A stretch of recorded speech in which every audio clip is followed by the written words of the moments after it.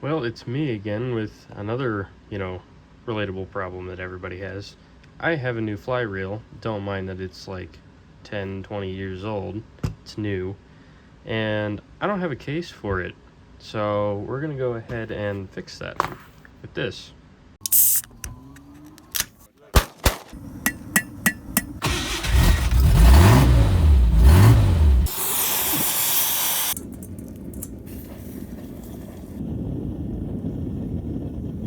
Okay, so I modeled the part in SolidWorks real quick, and this is kind of what we're going for. Just a really simple one piece of leather here, a second in the middle, and a third in here, and then just a button for the two, so it'll just kind of open up, and that's it really.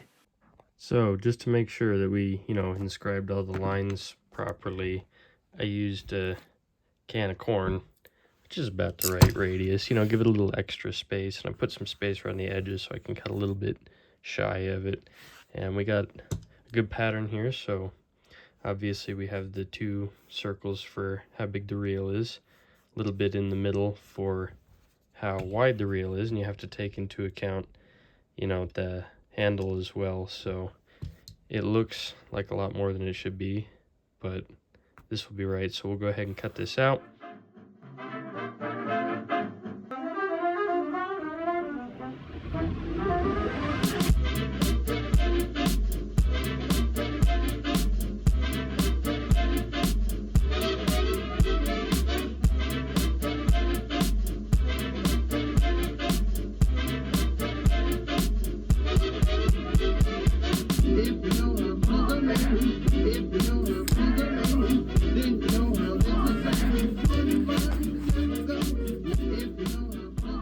Looks to be about the right size.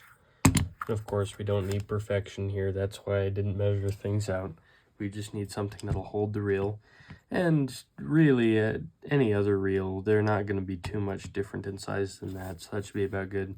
So what we're going to do next is we're going to clean this up, clean up the edges and whatnot. I probably should have made my marks on this side rather than on this side, but that'll be okay because we'll use a wood engraver to engrave a pattern on this eventually. Alright, this is about the right size. It's close enough. Now we need the material that's going to go around the edge, and it's just going to be a rectangle because it'll just curve around. And I want it to be obviously the circumference of half of the circle, which is 4 inches, so that's about like 6 inches of material. And then just a little bit extra here, and these should be an extra 1.5 or 2 inches, so we'll just cut out some material and see if it fits. Well, she's all sewed up and ready to go, and I was going to engrave it by hand, and then an opportunity came for me to use a laser cutter instead.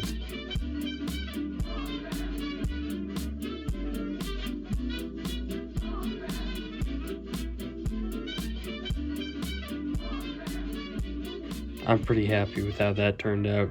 Could have been a little darker, but that's okay. I'm still happy with it. And best part of all, my janky measurements fit. Look at that. Fits beautifully. Now all that's left is I've decided I'm going to cut this down a little bit so it fits a little better. It's a little bit smaller, it looks kind of bulky.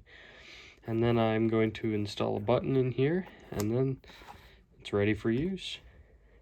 Got our cut down here. I wasn't super accurate about it, but it looks good enough, and as you can see, it fits pretty nicely here. It kind of goes inside of this little, you can see there's a 45-degree edge because of the way I sewed it, and it kind of sits inside that, so it's nice.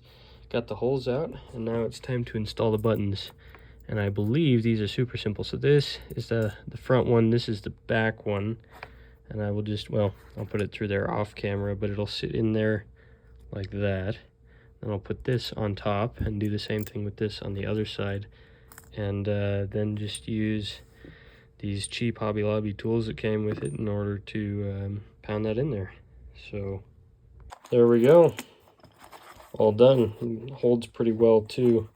I'm not going to bother showing y'all how to do this because you can literally just find it on somebody else's video. But yeah, this is this project all done. I'm really happy with it. I hope it will last long, and it looks nice. Hope you enjoyed. If you want to learn more about making whatever random stuff I think of, definitely consider subscribing, and I'll see you on the next one.